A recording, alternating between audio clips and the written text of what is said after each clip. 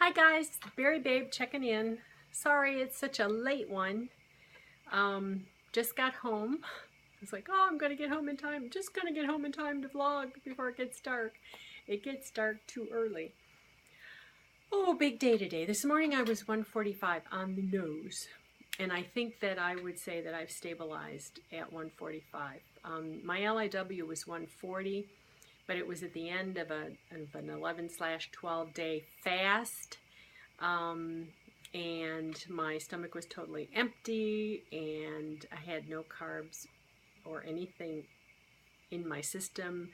My glycogen stores would have been empty. And then I went into, from there, I did 3 more days of P2 purgatory, and then I went, started P3.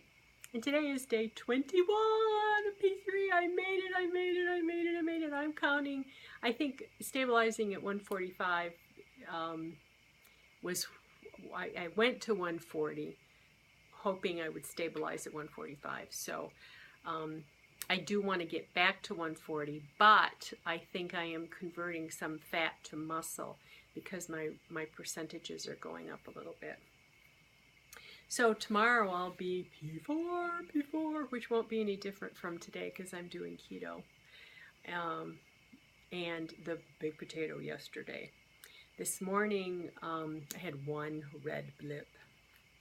My blood ketones were 1.2, which 0.5 to 3 is the range. By 1.2, a little bit low for my liking, and my blood sugar was 85, 89, something like that. So at noon, I did the ketonics, and I had 8 yellow blips. I don't think I've had yellow blips before. That's not so high. Red is high. Yellow is okay, but I don't like coming out of the red. And I'm thinking, you know, someone had said that they thought it took 24 hours for what you eat to show up in the acetone in your breath on the ketonics, whereas some people believe you can eat something and immediately get a reading. This would lead me to believe, since it was almost exactly 24 hours since, that that cup of potato was showing up today at noon, and I ate it yesterday at noon. So I've only had 10 carbs today, all day, and that was with a new bar I tried. I had my appointment today with the surgeon. Oh, Lord, Lord, Lord, Lord, Lord. It went okay. It went well. I've called it tit and titlet, and I didn't do that today. He hates it when I call the little one titlet. He remarked, the whole appointment really revolved around the fact that since I saw him last, from surgery to his appointment, or from one of my surgical after surgery visits to my last appointment, I'd lost 12 pounds. This time I'd lost 20 by his scale. And it has made a remarked difference in the size of the breasts that are left. And he said he's seeing a lot more hanging, draping skin. Well, that was my plan, was to get it draping so it could cut it off. Because if it was still full of fat and he cut some off, then if I lost weight again. So we did talk about implants. He is going to absorb the cost of equalizing the breasts. I probably will be getting an implant. If they were both this size, then I might not be looking at that. But since they're not, and it would be nice to have a chest. I always had a chest. So I don't know yet, because I haven't seen the estimate. But I probably won't be having surgery until next summer after my daughter's wedding, because I want to go to Florida, and I want to leave after Christmas, like early mid-January. And I want to go to that conference in February. And I was worried about having surgery in November and then having December and part of January, and then I'm riding in the car for 8 or 10 hours and sitting in a conference when I'm physically not 100%. So now I don't have to worry about that. We can make plans, and I can kayak. I have trouble with this shoulder lately, so I don't know, but I just really want, in Pensacola, near where we go, they have a kayaking like school, and there are a lot of places in the state parks to kayak, and I just really want to do that. My husband wants to kayak too, but he's like way up, he's over 300 pounds. I don't know if there's a kayak that'll hold him out of the water enough for him to paddle. I guess we'll see. So basically, it's like on your mark, get set, go. I'm going to start working out. I want to look at doing HIIT, high intensity interval training, where you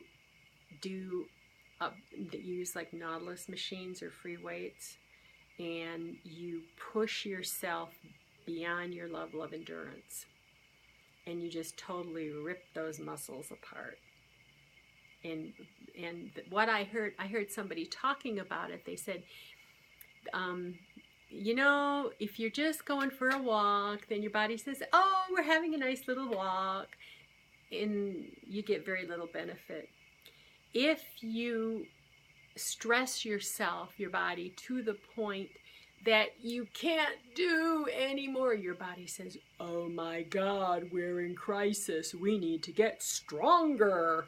So it sends the troops in to build your muscle.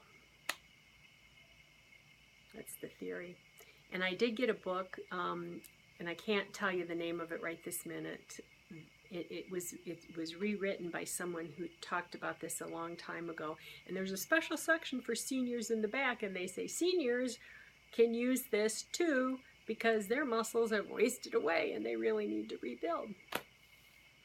So the doctor said, well, you know, you could join a gym down there short term. True. I also have two, bought at different times and never used either one. Those, it's a bar with stretchy bands on it that you can roll it up to make it tighter. That wouldn't be exactly the HIIT, high intensity interval training. But, and I can also ride my bike, and I can walk some. He says, I don't know, you might decide you want to run a marathon and be a marathon runner. And I'm like, no, I don't think so. But he was very pleased. I had taken, you know, I've told you I said, you know, my visceral fat has gone from 9 to a 7. And he said, how do you know that? I said, well, my scale does it. I said, I know you don't think that's very valid, but the trend has been down. So I had taken representative, I had taken my chart and I had pulled out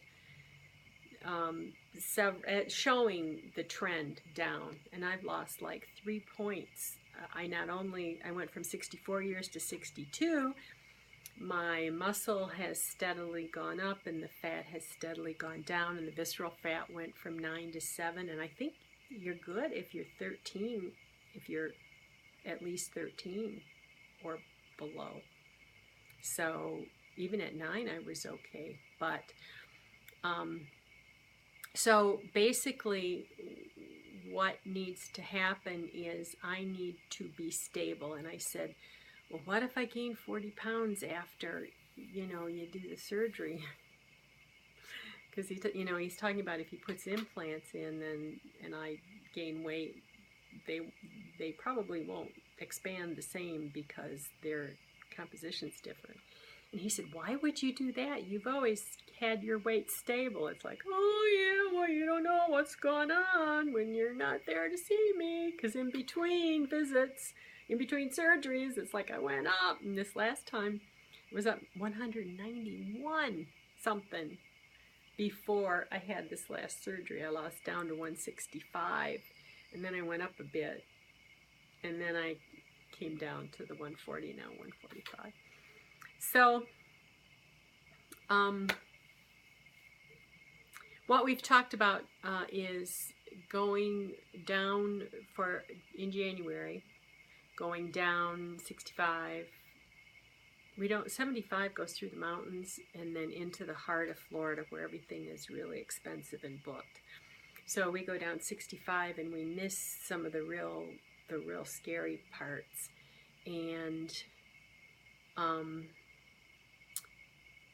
spend 2 weeks at the west side of the state and then go over to Tampa Bay, and we will explore if there's camping, but I still would like to go ahead and book motel rooms, 2 rooms, just in case a friend would like to come along, and be there and then go back to the west side of the state after the conference.